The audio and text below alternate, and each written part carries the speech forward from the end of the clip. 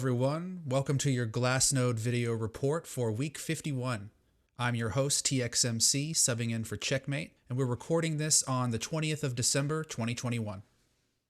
So Bitcoin experienced another tight week of consolidation following the dramatic flush on December 4th. We traded in a range between 50,000 and 45,000, and at the time of recording, price is now threatening to close below the 200-day moving average and the 50-week moving average, two important bull-bear oscillators for traders. A lot of eyes will be watching price in the coming days. And what we are looking for today is to assess the behavior of the spenders following the recent price weakness. We want to see the status of profit and loss realization by coins that have changed hands at the top. And we also want to assess the sentiment of the existing holders and whether their confidence has been shaken by the price action of the recent days. There were a lot of eyes on the Federal Reserve last week looking to see their comments coming out of the Federal Open Market Committee meeting and whether they would make any moves to accelerate their tapering of bond purchases or any whispers of future rate hikes. So the markets globally consolidated tightly throughout the week, and Bitcoin was no exception.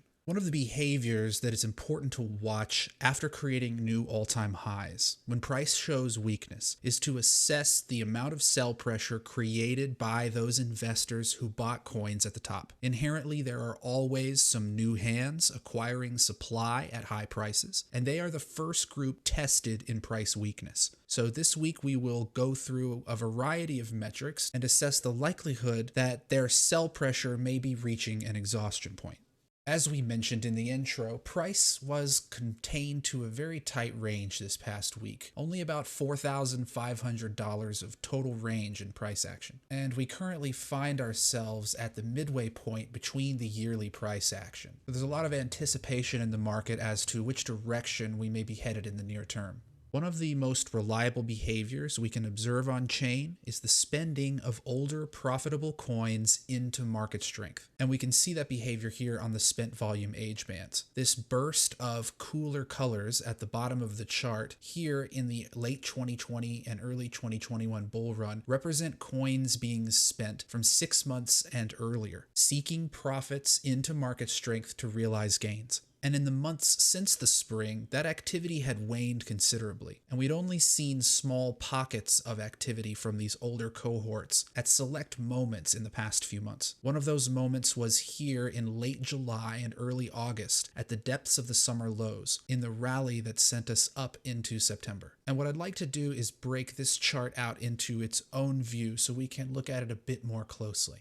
Here is our spent volume age bands broken out on its own and filtered to show only spending activity from coins 6 months and older. These are the groups that we look for to show bursts of activity in market strength. And one of the more interesting dynamics from this past year are the declining spikes in activity from these groups. So in late 2020 and at the beginning of the year, as price was breaking the previous all-time high around 19K and ripping up to 40, there was a huge increase of spending from older coins. And at their height, they made up about 7% of daily spending volume. We have since seen a couple more spikes of activity from this group, one of them being here in late July, as we mentioned, which helped to propel the rally out of the summer lows. And then, as expected, we got another burst of activity from older profitable coins in October. As price ripped from around 40K up to 66, we started to see an increase in spending volume from coins 6 months and older. Now, it's likely that some of the spenders here in October were owners of coins from February, March, and April back here at the market highs. And with that being the case, that means some of these exits were at near break-even profit levels. But nonetheless, we got the burst of activity that we were expecting, and it has subsided since. The peak of spending for this group was only about 3.5% of daily volume at its highest point, considerably lower than where we were a year ago in the previous rally, and a far cry from the 5% of daily volume we saw in July. So So I take this to mean older cohorts are more reticent to spend their coins at current prices. It isn't an automatic switch that gets flipped on at new prices that causes old coins to be spent. And by showing a bit of reticence to release their coins into higher prices and now seeing weakness, to me speaks to a sophistication in this group and a maturity in their ability to weather the volatility that comes with Bitcoin. So that's what's going on with the spent volume age bands, and we'll be keeping an eye on this in the coming days to see if we get more activity from older hodlers. Now the next chart we're going to look at is the realized cap HODL waves, which shows the breakup of all circulating supply by their age and weighted by their sizing in the realized cap. By looking at the supply in this manner, the realized cap HODL waves really emphasizes more recent spending, and it can help us to identify cohorts that are contributing to sell pressure. Over the course of the summer, as spending subsided from the May crash and we saw heavy accumulation, the activity that appeared on the realized cap HODL waves was a slow swelling out of these older bands. As coins sit dormant and mature, as they accrue age, they eventually graduate from these lower, younger, hotter colored bands up into the more senior, cooler colored cohorts. And over time, coins make their way from the 24-hour group up to the 1 day, 1 week group, the 1 week, 1 month group, and eventually make their way into 6 to 12 month, which we see here in this yellow band. One of the dynamics that is important to observe here is the belling out of the 6 to 12 month band at the top, this yellow group. Note how the top of the group stays pretty much flat, showing that supply is relatively contained in these groups below it. But the lower end is belling out, showing that it's absorbing coins from the 3 to 6 month group underneath. This is demonstrating an intense accumulation behavior by buyers of coin from back here in the market. 6 to 12 months ago at this point are people who bought in May and earlier, from November back here all the way through May. Many of these coins are currently sitting dormant and maturing into long-term holder hands. And that's the kind of movement we see here on the realized cap HODL waves. But also, interestingly here on this group, we see here at the 3 to 6 month group, the one that is seeing some maturation up into the 6 to 12 month group above, is also compressing from underneath. Do you see the swelling of these hotter colors here as price was breaking into the all-time highs in October and November? This swelling of warmer colors represents spending. Coins from older cohorts are being spent, their lifespans are reset to 0, and they begin their aging process anew. But where are those coins coming from? We noted that the top of the 6 to 12 month band is pretty much flat, which suggests that supply distribution is contained within these groups. We're not seeing coins falling out of the much older groups above down into these young cohorts. So where are they coming from? They're coming from the 3 to 6 month group and the 1 to 3 month group, the light orange and dark yellow bands here in the center. Note how these bands are compressing from the top and from the bottom. Their share of the supply is getting smaller as we see a swelling in the lower bands. This is demonstrating that buyers of coins from 3 to 6 months ago, people who bought between June and September, are offloading their coins here into market strength in November and December. The kind of behavior we're seeing here is almost a swing trading behavior on chain. We're seeing coins that were accumulated here at the summer lows, at the yearly low of price, being held for 3 to 4 months until price breaks into new all-time highs, and then spent profitably to new buyers. This is an interesting behavior and remarkable because we aren't seeing a heavy amount of distribution from the older groups that we mentioned on the spent volume age bands. So we are seeing a bit of distribution. We are seeing a desire to churn supply at these prices, but it seems to be largely contained within many of these medium-term holder cohorts. Something interesting to keep in mind as we move forward. So a quick note on long-term holders. This group is one of the most reliable at distributing into market strength. We spoke before about looking for older coins being spent as prices making new highs, and long-term holders represent the largest share of that group. Typically, distribution out of long-term holder supply sees notable percentages of their held Bitcoin spent to younger hands. But what we've seen in the last couple of months is a very controlled distribution out of this group. Just note here, about a year ago, when price was breaking into the 40Ks for the first time, look at the sheer volume of distribution out of long-term holder supply. At its peak, seeing 750,000 coins spent out of this group on a rolling 30-day period. But when you look at the distribution now, at similar prices a year later, we're seeing only a fraction of their supply being spent, peaking at just 175,000 Bitcoin. That's only about a fifth of the amount of distribution we saw out of long-term holders a year ago. So there's definitely a sophistication and a certain amount of patience being exhibited by long-term holders at the current prices. We're not seeing a high level of profit taking, as many long-term holders sit in high levels of profit. We also are not seeing a desire to rush to the exits. By and large, they're holding on to their supply, as you can see up here in the total supply held by long-term holders. If I zoom in a bit on this, note it's really kind of a controlled, stepwise function downward, and in the last few days has essentially been sideways. But if you note how quickly their supply can be spent to young hands by looking back here in November of last year, what we're seeing now is a far cry from this rate of distribution. So it's reasonable to state that present coin activity is largely contained to shorter term holder groups. Long-term holders have been contributing a bit to the existing supply, but their actual behavior is much more limited than what we've seen in the past from this group. And it's one of the more curious aspects of the present market.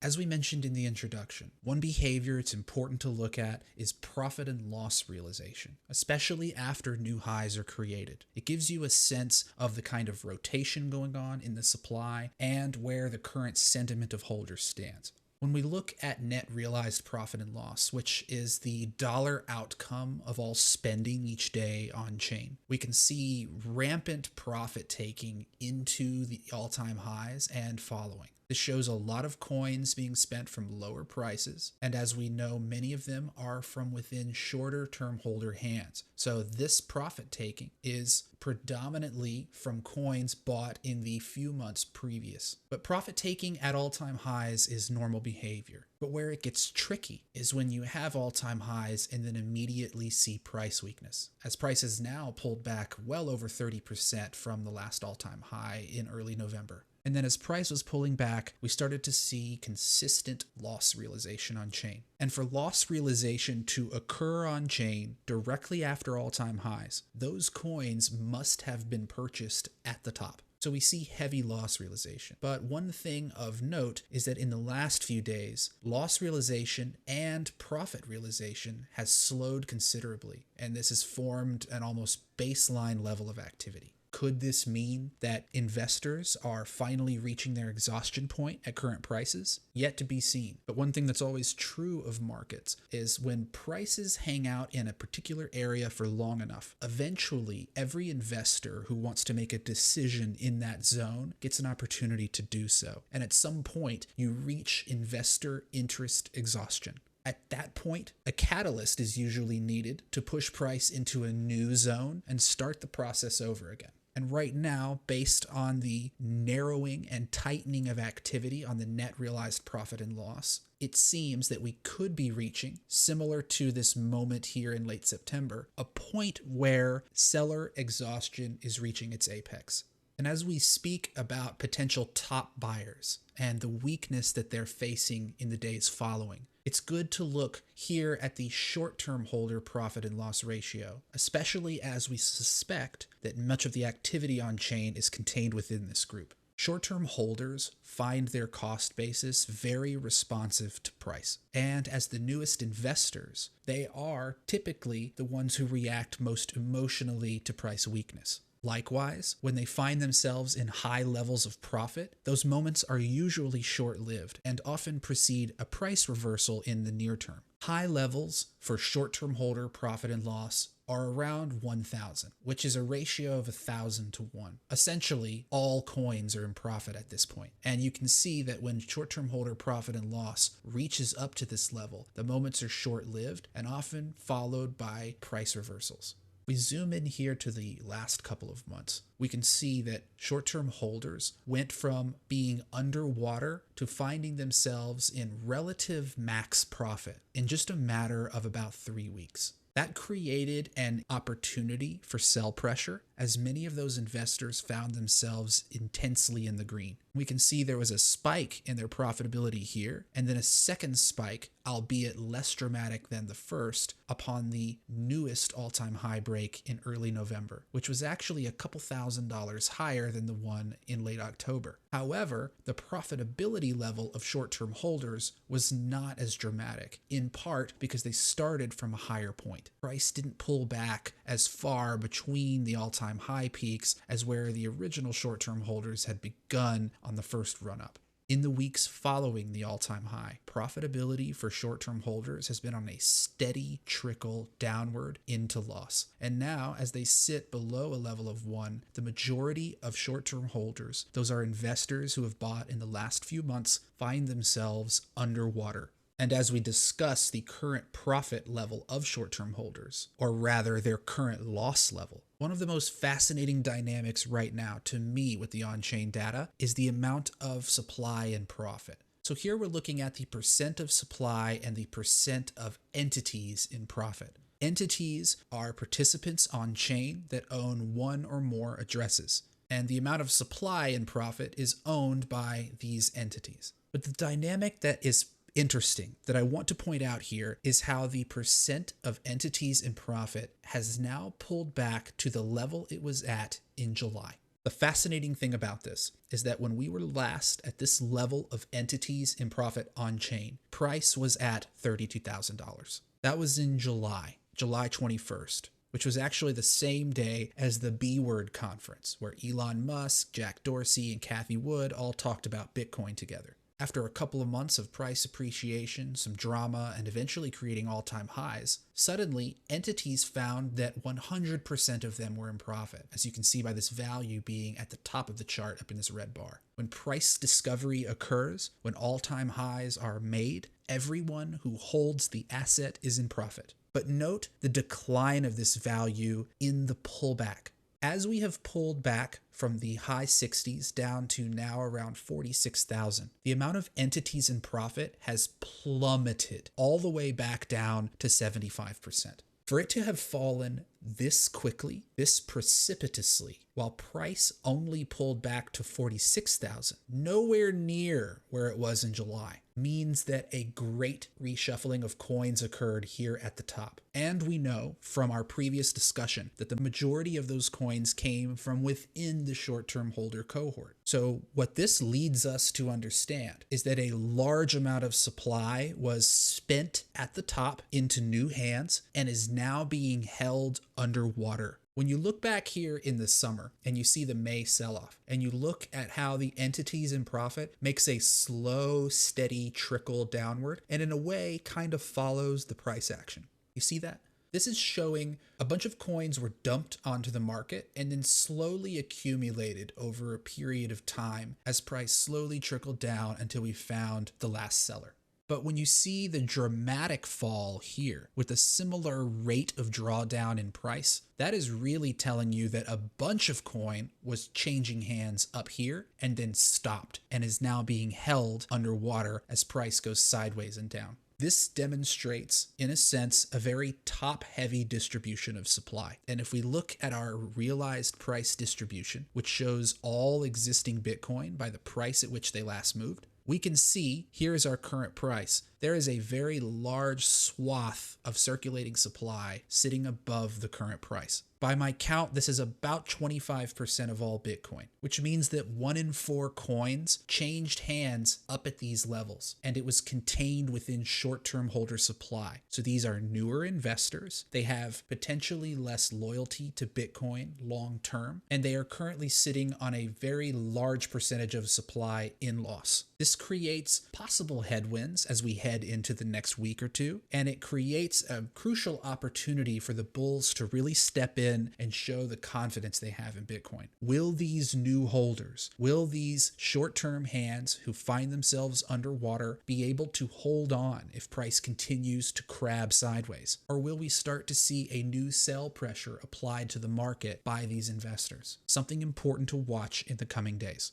The last thing we'll touch on here to kind of wrap up is the liquid and illiquid supply. One of the more remarkable narratives for Bitcoin in 2021 has been the steady and consistent growth of illiquid supply. Illiquid supply is the amount of Bitcoin held by entities on chain with a low history of selling. The majority of their transaction activity consists of inflows. So we can consider holders of illiquid supply to be the hodlers, the dollar cost averagers, the sat stackers, the Bitcoin loyalists. Those are the folks who comprise illiquid supply. And curiously, this value has been pointed at the moon basically since the end of May. This group was one of the first ones to begin stacking again after the sell-off in May, and the rate of change of this group is really impressive. Those of you subscribed to the email newsletter that goes out accompanying this video will note illiquid supply growth is currently outpacing daily coin issuance by a factor of 3.4. Put in another way, strong hands are absorbing supply at more than triple the rate that new coins are being minted each day.